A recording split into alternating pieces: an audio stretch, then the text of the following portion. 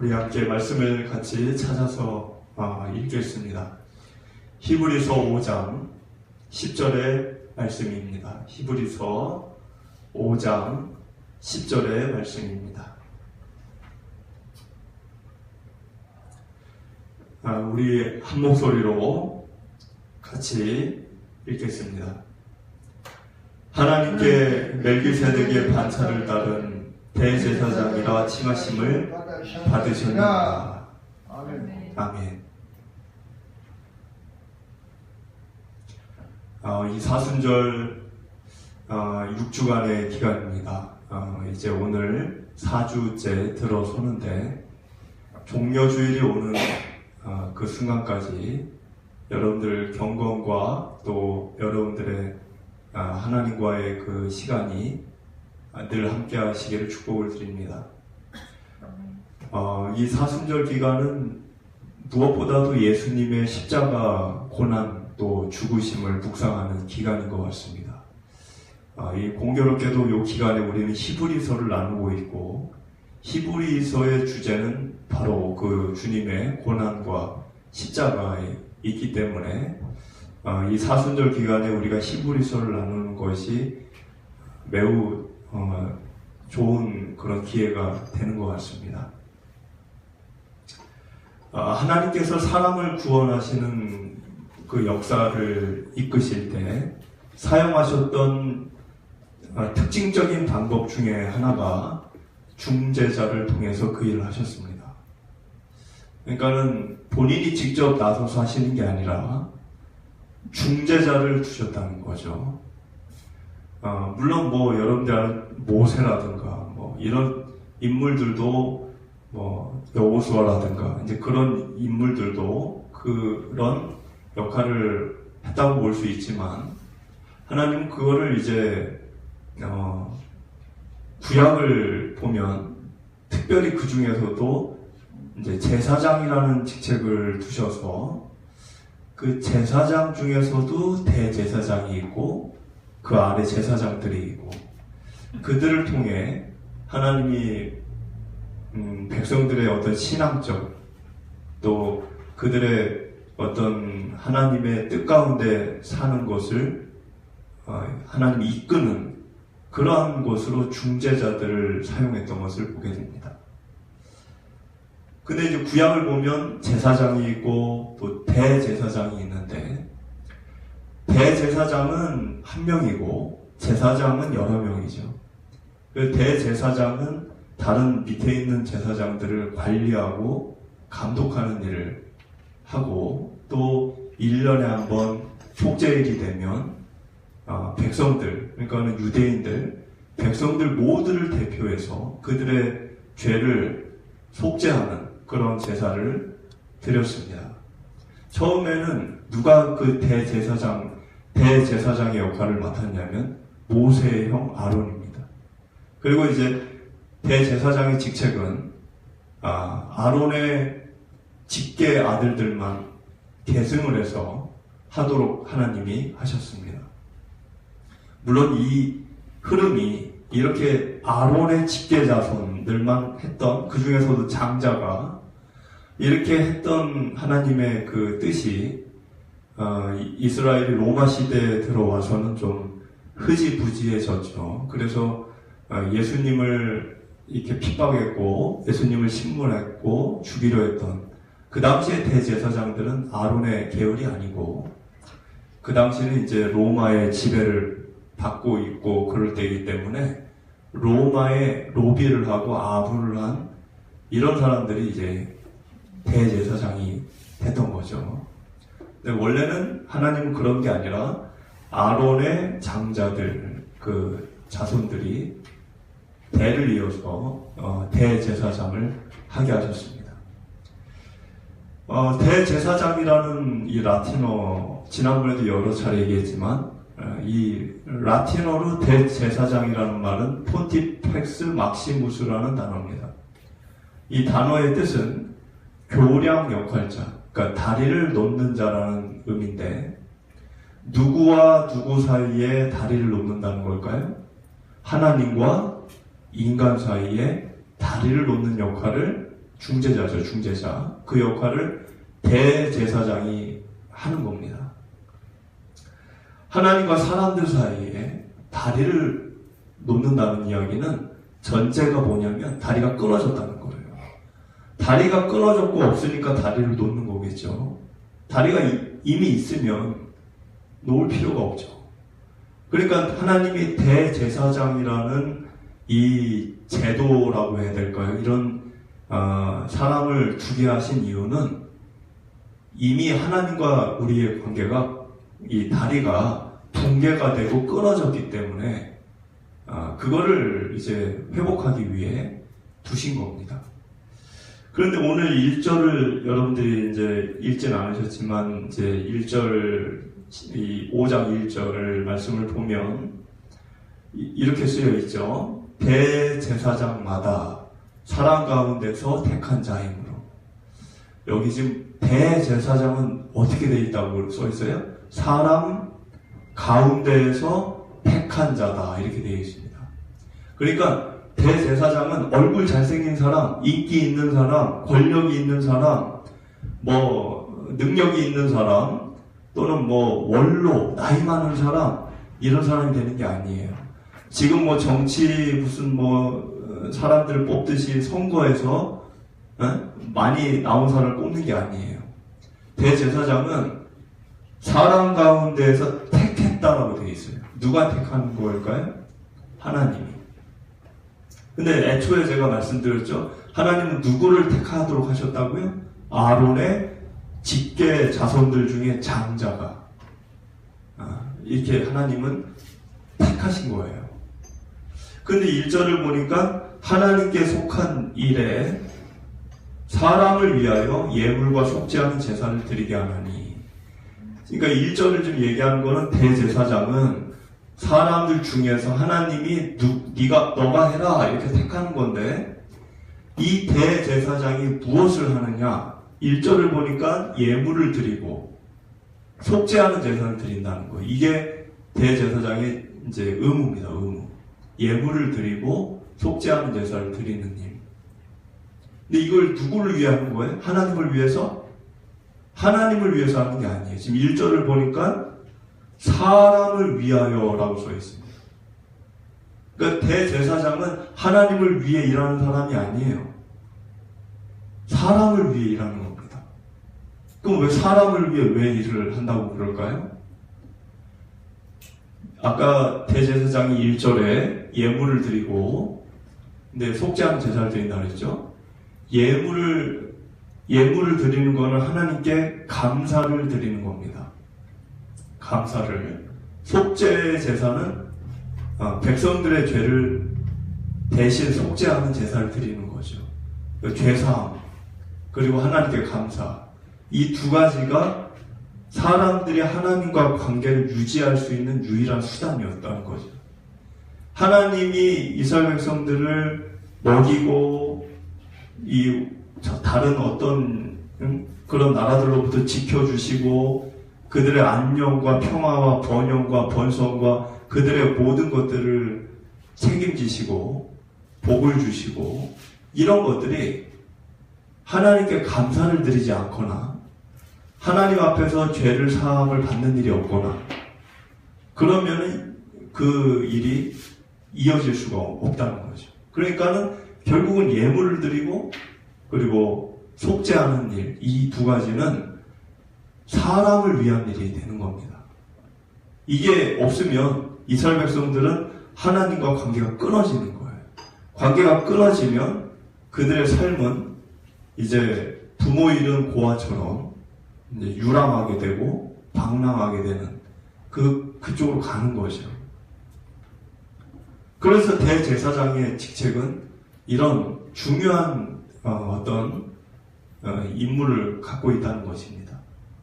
자, 그런데 이제 속죄라는 단어가 이렇게 나오지만 여러분들 속죄라는 거는 원어의 뜻을 깊이 좀 파고 들어가면 노예나 포로가 누군가로부터 대신 몸값을 치름을 받고 해방과 자유를 누리는 것이라는 의미가 담겨 있습니다. 그러니까 속죄라고 하는 것은 우리가 뭐 속죄라고 하는 것이 단순히 죄를 용서받는다 이런 차원이 아니라 그 죄로부터 우리가 얻게 되는 결과물들이 있어요. 죄는 죄로 끝나는 게 아닙니다. 죄는 반드시 그 값을 우리에게 물어요. 그 죽음이죠. 고통이죠. 그리고 하나님과 관계가 끝장이 나는 그게 우리에게 주어지는 결과입니다.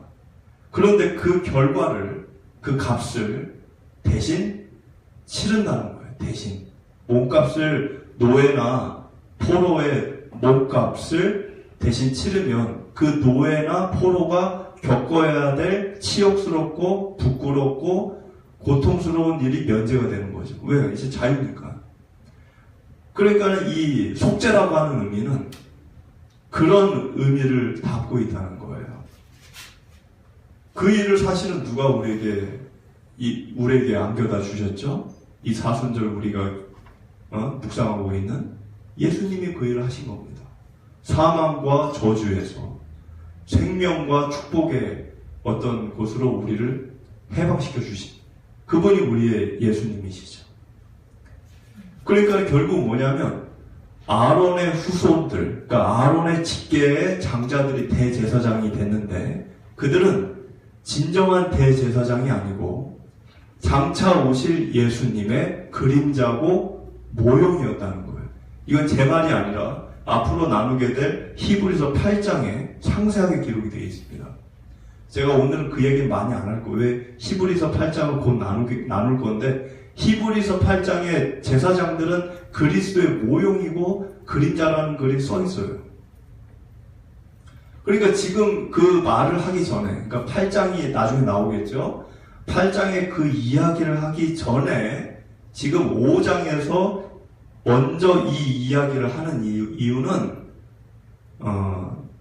어떤 사전에 미리 얘기를 하는 겁니다. 제사장은 이런 사람이야. 그런데 이 제사장은 진짜가 아니야. 진짜 대제사장은 8장의 그리스도야. 예수님이야. 그 얘기를 지금 하기 위해 먼저 지금 이 대제사장 이야기를 5장에 먼저 하고 있다는 것입니다.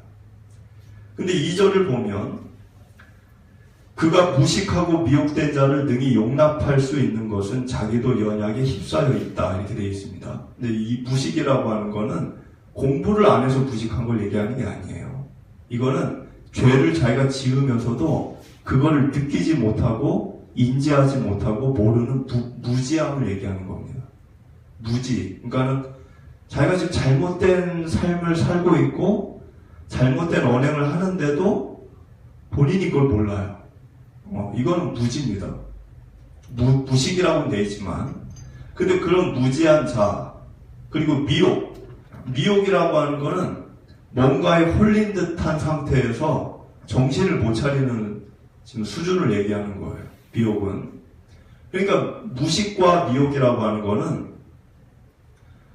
여러분들 여기서 좀 깊게 들어가면 이 무식과 미혹이라는 거는 이런 겁니다. 알고 짓는 게 아니에요. 그러니까 알면 이거 잘못된 거야. 이건 하면 안 돼.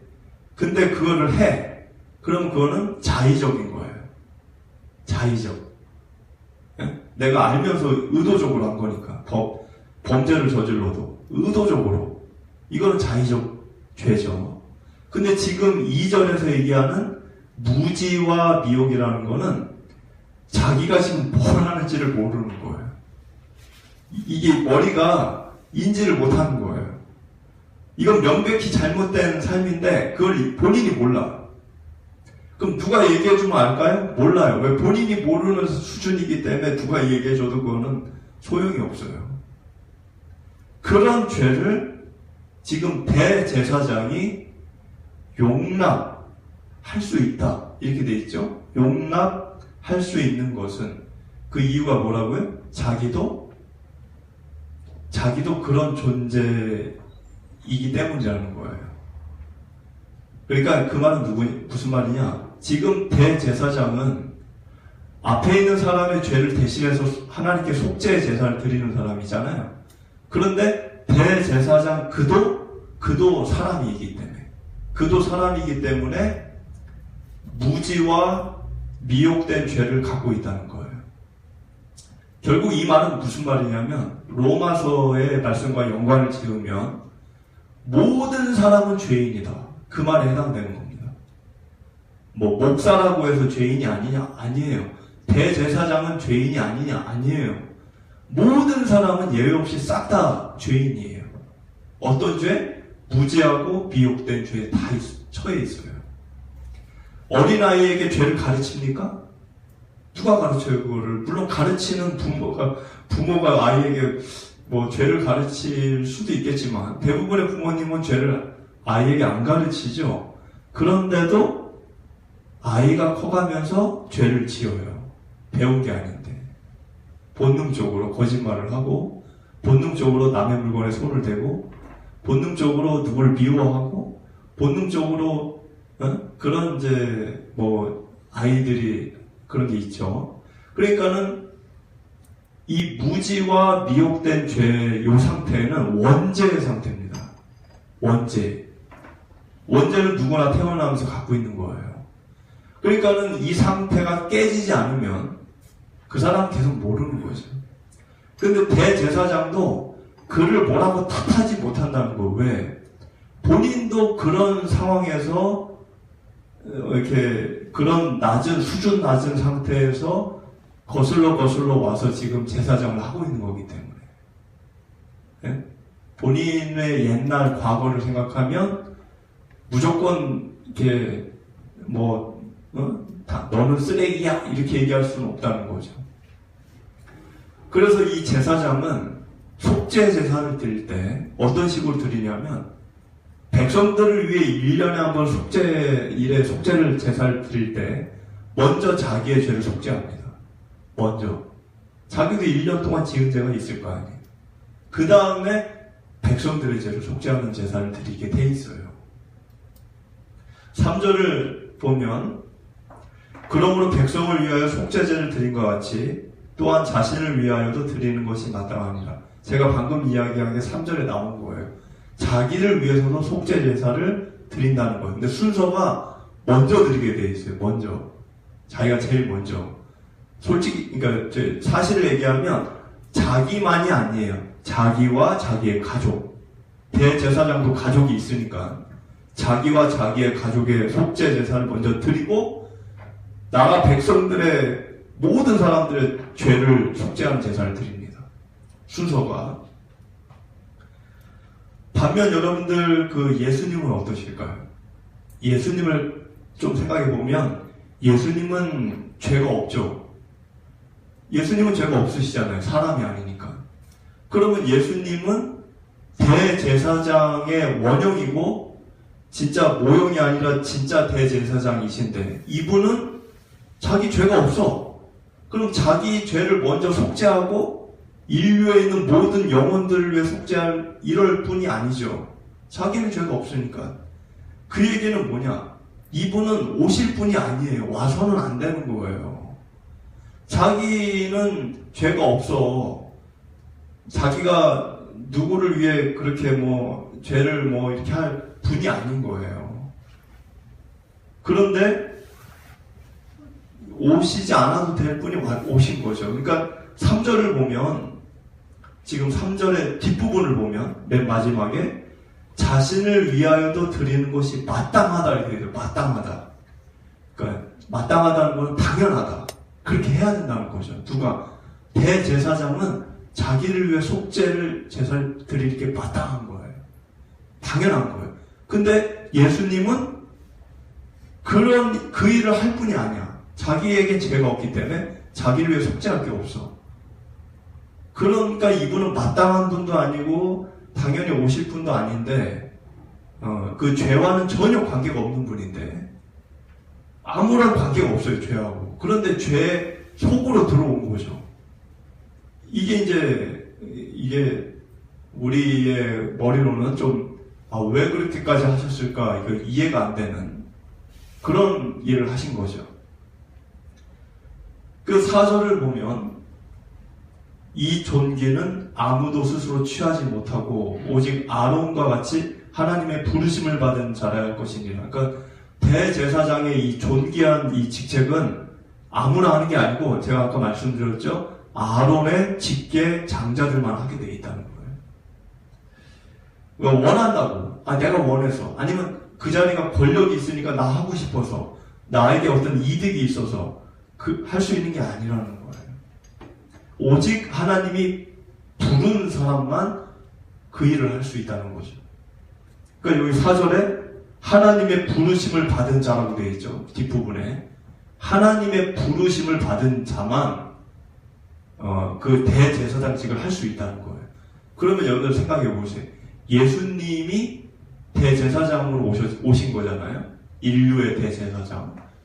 그 예수님도 본인이 원한다고 되는 게 아니에요.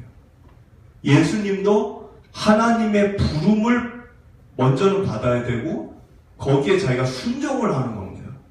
그러니까 이걸 잘 생각하셔야 돼요. 예수님이 가만히 있다가 하나님 제가 인간들을 위해 대신 죽을게요. 막 본인이 막 아버지가 안 된다 그러는데 왜 안 돼요? 나 인간들을 위해 죽겠다는데 좀 허락해 주세요. 이렇게 해가지고 된 게 아니고 지금 이 쭉 얘기하는 건 뭐냐면 대제사장직은 예수님이 됐든 뭐 인간이 됐든 그 자리는 먼저는 하나님이 불러야 된다는 거예요. 너 해라. 그럼 그 지목을 받은 대상이 순종을 하거나 불순종을 하거나 둘 중에 하나 하는 거예요. 그게 이제 5절에 나와 있어요. 5절을 보시면 또한 이와 같이 그리스도께서 예수님이 대제사장 되심도 스스로 영광을 취한 게 아니다. 이렇게 돼 있죠. 제가 얘기한 그 얘기를 그대로 하는 거예요. 스스로 하나님, 예수님이 스스로 영광된 십자가의 그 자리에 가시려고 한 게 아니고 오직 말씀하신 이가 지금 5절에 보니까 오직 말씀하신 이가 말씀하신 이는 누굽니까? 하나님이죠. 아버지 하나님. 아버지 하나님이 그에게 이르시되 너는 내 아들이니 내가 오늘 너를 낳았다 하셨고 자 여러분들 이 이야기가 갑자기 왜 나올 거예요? 너는 내 아들이니 오늘날 내가 너를 낳았고 이거는 이겁니다. 이게 뭐냐면 세례 요한은 알고 있었어요. 세례 요한 여러분들 세례 요한 아시죠? 예수님께서 사람으로 태어난 자 중에 이보다 더 뛰어난 자가 없다고 그랬잖아요. 세례 요한은 알고 있었어요. 뭘 알고 있었느냐? 이제 조만간 하나님께서 인류를 위한 대제사장직을 맡을 메시아를 이 땅에 보내주실 걸 알고 있었어요. 기다리고 있었어요. 세례 요한은. 근데 기다리고 있는데 누가 그 하나님이 보낸 대제사장 메시아인지를 알아봐야 자기가 저분이 하나님이 보낸 분이구나 그걸 알아볼 수 있게 되기를 원했다는 거죠. 누군지를 모르니까 저분이 하나님이 보낸 분이야? 아니면 저분이 하나님이 보낸 분이야? 이거를 구분을 해야 되잖아요. 구분을. 그런데 이 예수님을 만나고 나서 세례 요한이 마음에 좀 이분이 메시아이신 것 같아 이런 확신이 들었어요. 그래가지고 세례 요한이 오시리가 당신입니까? 그래 묻죠. 그래가지고 이 예수님에게 세례를 베풉니다. 근데 예수님이 처음에 세례를 해달라고 그러니까 세례 요한이 거부하죠. 내가 당신한테 세례를 받아야 되는데 오히려 어떻게 내가 세례를 합니까?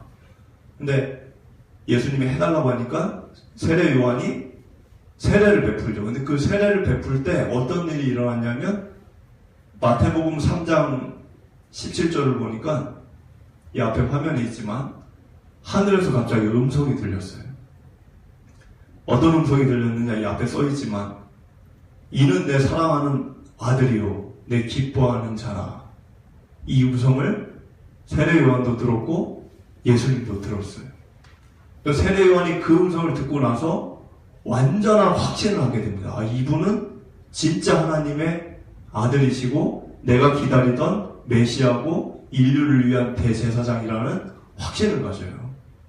그러니까 지금 여기 보면 마태복음 3장 17절에 세례 요한이 들었던 그 음성, 이는 내 사랑하는 아들이요 내 기뻐하는 자라. 그 글이 지금 여러분들이 읽고 있는 본문 말씀 5절에 그대로 옮겨 적혀 있는 거예요. 그러니까 지금 왜 이 말씀이 여기 지금 오늘 5절에 적혀 있느냐? 예수님은 하나님이 보낸 자라는 거예요. 아까 지금 5절의 흐름이 뭐죠? 예수님이 스스로 온 게 아니라 그랬죠. 하나님 나 갈게요 이렇게 손든 게 아니라 하나님이 대제사장직이라고 하는 거는 먼저 하나님의 부름을 받는 겁니다. 하나님의 부름을 받고 예수님이 순종을 해서 하나님의 보냄을 받고 내려온 분이라는 이야기를 5절에 하는 거예요. 그래서 하나님의 보냄을 받은 자, 그래서 그 세례 요한이 하나님께로부터 이분이 보냄을 받은 분이구나, 그 사인을 받았던 그 말씀이 그대로 옮겨 적혀진 겁니다. 그래서 6절을 보면 또한 이와 같이 다른 데서 말씀하시되 내가 영원히 멜기세덱의 반차를 따르는 제사장이라 하셨으니, 갑자기 멜기세덱이 나오죠? 여러분, 멜기세덱, 이 멜기세덱은 정확히 누군지 성경에 구체적으로 써있지 않아요. 그러니까 막 좀 약간의 논쟁의 어떤 이렇게 사람들이 관심을 갖는 인물 중에 하나입니다. 그런데 누구나 부인할 수 없는 이 사람의 정체, 누구나 부인할 수 없는 사실은 뭐냐면 창세기 14장을 보면 8절에 멜기세덱은 살렘의 왕으로 써 있어요. 아브라함 시절이에요.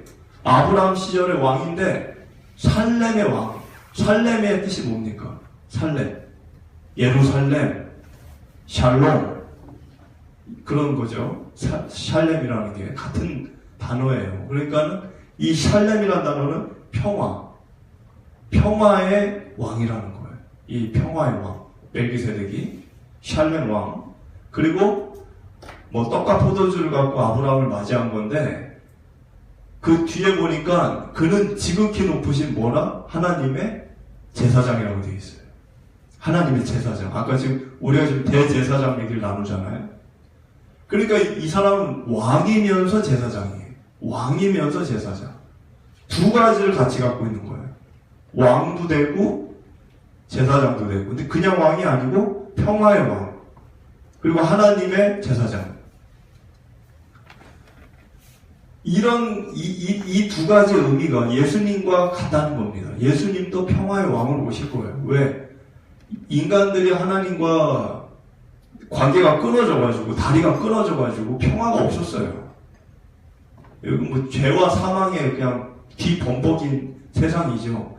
거기에 예수님 평화의 왕으로 오신 거고, 그리고 대제사장으로 오신 겁니다. 인류를 위한 대제사장. 그러니까 이 멜기세덱과 의미가 중첩이 되기 때문에 갑자기 지금 6절에서 멜기세덱처럼 예수님이 오셨다는 이야기를 표현한 거예요. 멜기세덱의 반차를 따랐다는 거는 멜기세덱과 같은 분으로 오셨다는 거예요.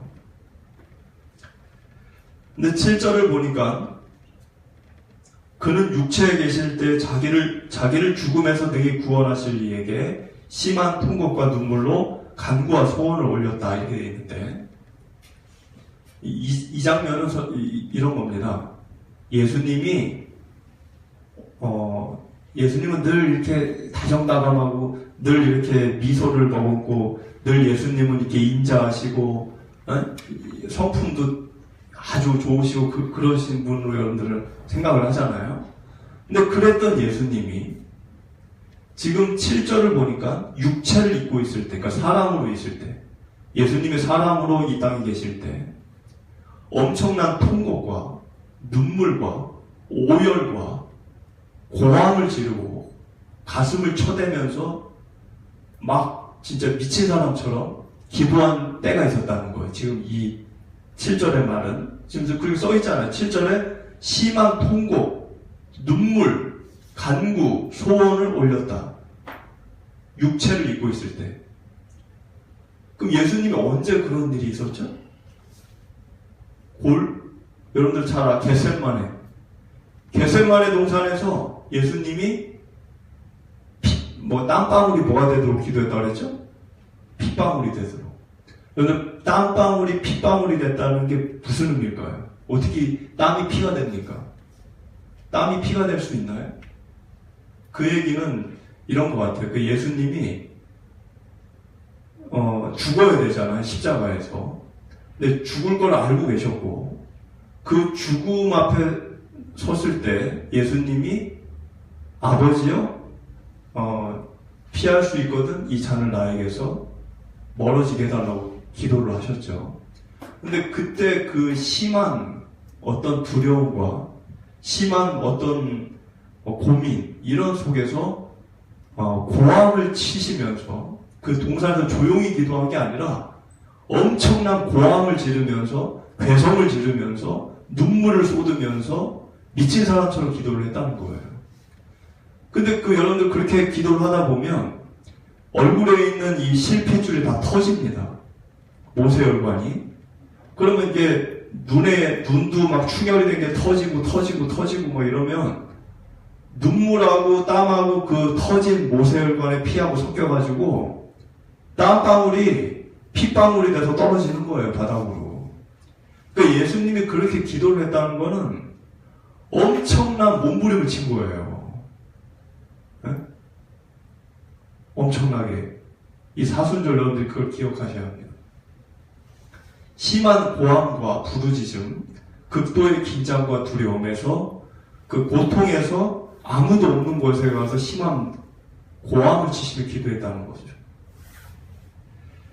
그 장면을 우리 앞에 좀 보면 마태복음 26장 38절 이 말씀을 보면 제자들에게 예수님이 기도하러 가기 전에 이런 말을 해요. 내 마음이 매우 고민하여 죽게 되었으니 너희는 여기 머물러 나와 함께 깨어 있으라. 기도하러 가시면서 이 얘기를 한 거예요. 여기 지금 이 장면을 보면 예수님이 뭐라고 그랬냐면 내 마음이 매우 고민하여 죽게 되었다. 그러니까 죽고 싶을 정도로 마음이 괴롭다는 거예요, 지금. 그 정도로 예수님이 제자들에게 얘기를 하고 기도하러 갔어요. 그리고 기도하러 가가지고 여기 지금 나오죠? 어떻게 기도했는지? 얼굴을 땅에 대고 자세를 잘 생각해 보세요. 얼굴을 땅에다가 박은 거예요. 무릎 꿇고 얼굴을 땅에 박은 거죠. 그리고 고함을 지르고 괴성을 지르고 눈물을 흘리고 당연히 그럼 얼굴에 피가 이렇게 쏠리니까 혈관이 터지죠. 그러면서 얼굴에 피범벅이 된 상태에서 예수님이 기도한 게 뭐예요? 할만하시거든 이 잔을 내게서 지나가게 하옵소서. 그러나 나의 원대로 마시옵고 아버지의 원대로 하옵소서. 이게 조용히 기도한 게 아니에요. 이걸 괴성을 지르면서 했다고. 그런데 여러분 이 두 가지 여기 있는 하나님께 드린 기도 이게 응답이 됐다는 거예요. 여러분 이 기도가 응답이 됐습니까? 안 됐습니까? 겟세마네 동산에서 할 수 있거든 이 잔을 내게서 지금 이 기도가 응답이 됐어요? 응답이 안 됐어요? 응답이 안 됐다고 얘기하는 분들이 있는데 이거 응답이 다 된 거예요. 왜 응답이 된 거예요? 여러분 할 수 있거든 할만하거든 이 잔을 내게서 지나가게 하옵소서. 이 잔을 내게서 이 잔이 뭡니까? 술잔이 아니고 이 잔이 뭐예요? 죽음이에요. 죽음에서 건져달라는 거잖아요, 지금. 죽음에서 건져달라. 그러면 이게 응답이 안 됐습니까? 응답이 안 됐어요? 응답이 안 됐으면 부활이 없는 거예요. 예수님이 육체의 죽음은 죽으셨지만 예수님이 두 가지의 심정이 있었어요. 잘 센티멘탈하게 생각하셔야 됩니다. 예수님이 단순히 몸의 죽음만을 살려달라고 기도한 게 아니에요. 그것도 원했고 그걸 원하지 않았다는 게 아니라 그것도 원했고 그 뒤에도 걱정을 하셨어요. 죽음을 겪어본 적이 없기 때문에 죽음에서 내가 머무르게 되면 어떻게 될까? 예수님은 죽어본 적이 없기 때문에 여러분들도 안 죽어봤잖아요. 그러니까 죽음 너머에 내가 처했을 때 성부 하나님이 나를 건지지 않으면 그 죽음에서 그냥 머무를 수밖에 없잖아요. 그런데 그 그 두 가지를 가지고 이 심정으로 기도를 한 겁니다. 그런데 육체의 죽음은 하나님 입장에서 허락을 할 수밖에 없어요. 왜? 대제사장직을 수행하러 온 거니까. 자신이 제물이 돼요.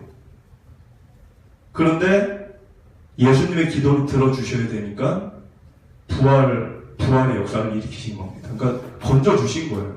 이 잔을 내게서 지나가게 하옵소서, 죽음에서 건져달라는 건데 건져는 주신 거예요.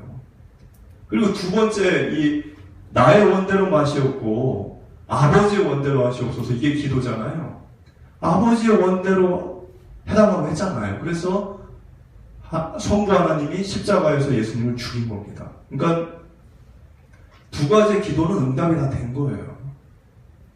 근데 이 기도가 응답이 안 됐다고 치면, 만약에 저와 여러분들 이 자리에 있을 수가 없습니다. 이 세상에 교회들은 다 없는 거예요. 이게 응답이 안 됐으면.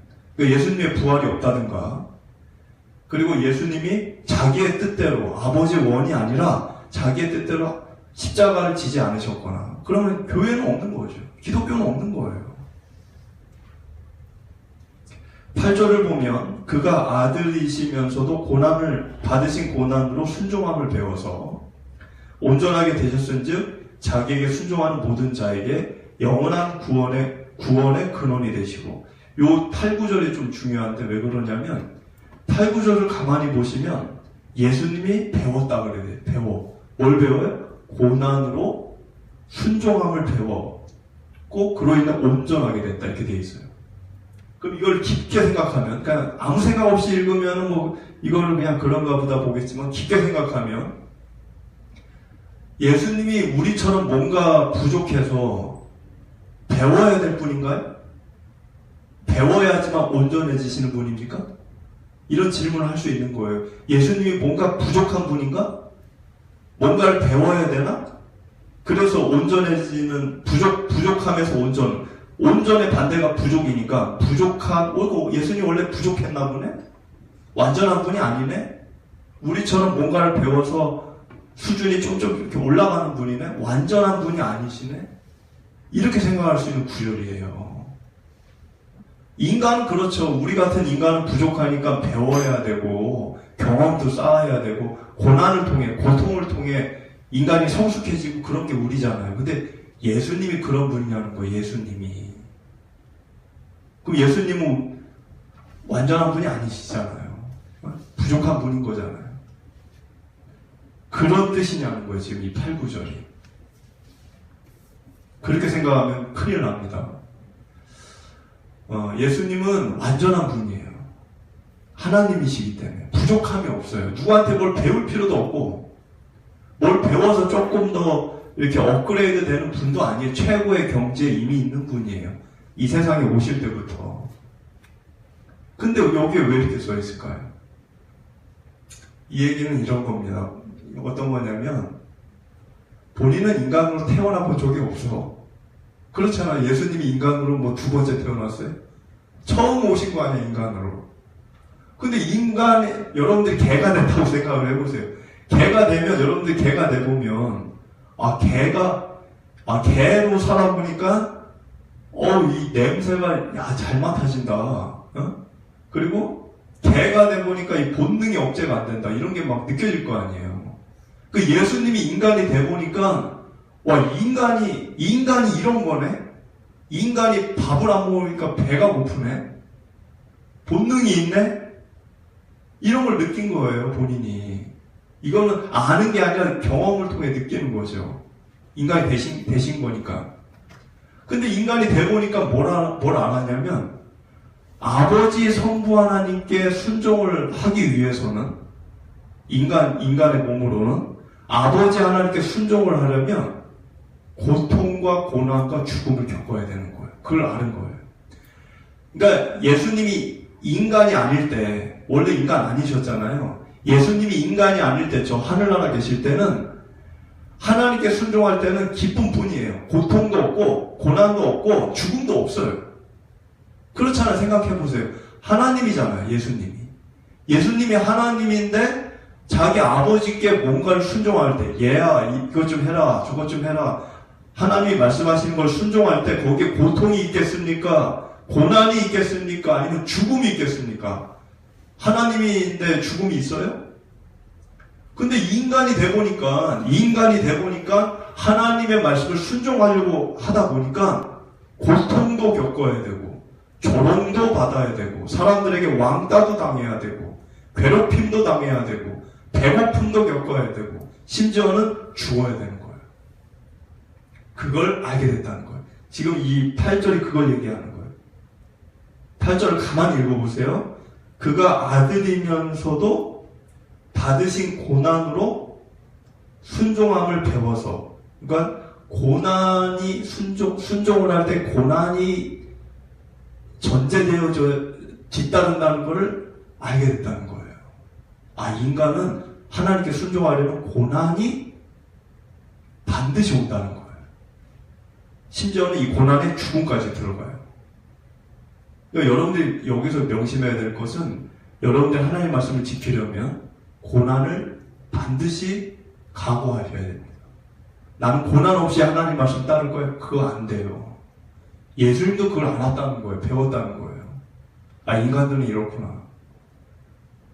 그래서 예수님이 가시면서 우리에게 준 게 뭡니까? 성령님을 그래서 준 거예요. 우리 힘으로는 그 고난을 극복할 수가 없기 때문에.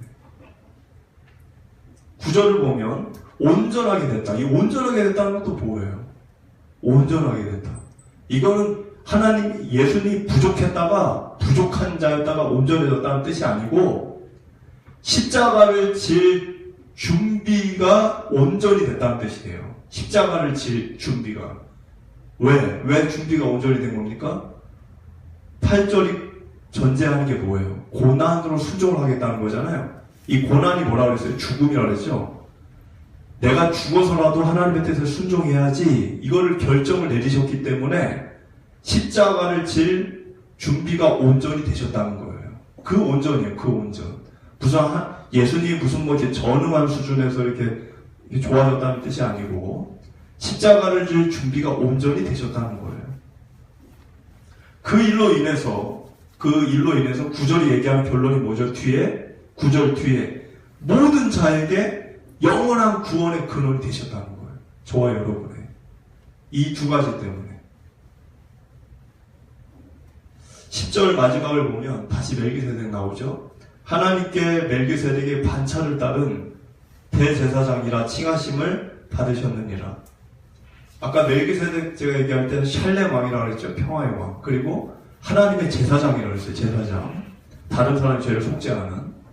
그러니까는 이 일을 예수님이 이 인류에게, 이 멜기세덱은 자기 주변에 있는 사람들에게만 그걸 한 거고, 평화의 왕, 하나님의 제사장 일을 전 세계 사람들이 아니고, 멜기세덱은 자기 부족들, 그 사람들에게 그거 한 거고, 예수님은 이 멜기세덱이 했던 그런 식의 일을 온 세상에, 온 인류에게, 그리고 모든 세대에게 하셨다는 거예요. 그래서 10절에 이렇게 표현을 한 겁니다. 여러분들이 이제 남은 사순절 2주, 즉 4주, 5주, 6주 이렇게 남았는데 이 주님을 더욱더 깊이 묵상하시면서 여러분들의 신앙이 더 견고해지시기를 축복을 드립니다.